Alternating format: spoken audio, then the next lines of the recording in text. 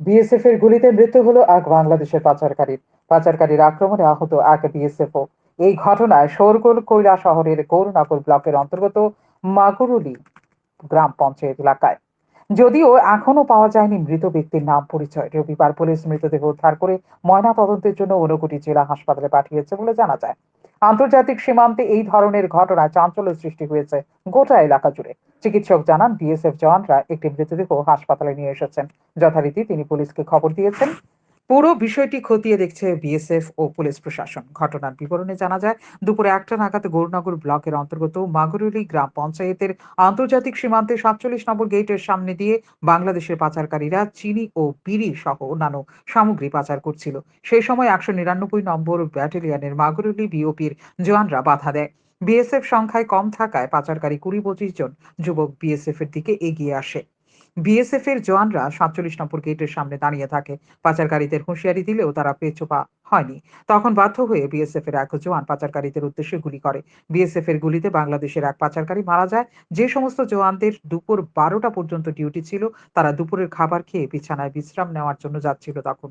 হঠাৎ করে গুলির শব্দ শুনে তারা লাঠি হাতে নিয়ে ঘটনাস্থলে ছুটে যায়। লাঠি নিয়ে পাচারকারীদের তাড়া করার পর বিএসএফ জওয়ানরা এক পাচারকারীকে ধরতে সক্ষম হয় বলে সূত্রের খবর। বর্তমানে এক বাংলাদেশি পাচারকারী মাগুরুলি বিওপিতে রয়েছে। জানা গেছে, বাংলাদেশি পাচারকারীকে গ্রেপ্তার করে নিয়ে আসার সময় কনস্টেবল মোহনলালের জুতোর ফিতে খুলে যায়। তখন বাংলাদেশি পাচারকারীরা কনস্টেবল মোহনলালকে ধরে ফেলে।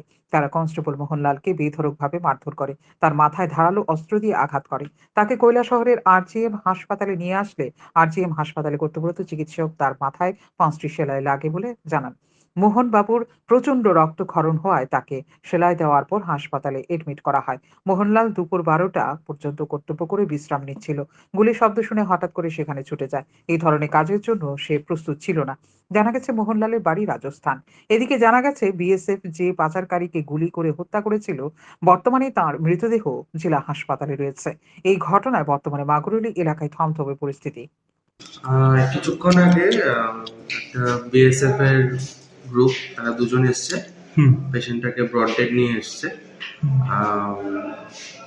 এসে আমাকে বলছে এক্সামিন করার জন্য। তো এক্সামিন করার সময় আমি দেখলাম যে পেশেন্ট মানে কিছু পাওয়া যাচ্ছে না, পেশেন্টের পালস বিপি কিছুই পাওয়া যাচ্ছে না। তো তারপরে ভালো করে এক্সামিনেশন দেখে দেখলাম যে পেশেন্টের বা পায়ে একটা জায়গাতে গুলি লেগেছে।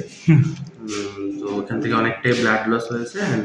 পেশেন্ট ক্লিনিক্যালি ডেড, মানে মারা গেছে। হ্যাঁ, মৃত অবস্থায় পেশেন্টটাকে নিয়ে এসছে আমাদের। পেশেন্টের নামও কিছু কি না, এখনো তো কিছু জানা যাচ্ছে না, কারণ আমি যখন যারা নিয়ে এসছে বিএসএফ এর ওদেরকে জিজ্ঞেস করার পরে ওরা কিছু বলতে পারছে, শুধু বলছে যে উনি নাকি বাংলাদেশের বর্ডারে নাকি ওনাকে কিছু একটা ঝামেলা হয়েছে, তখন ওরা গুলি করেছে।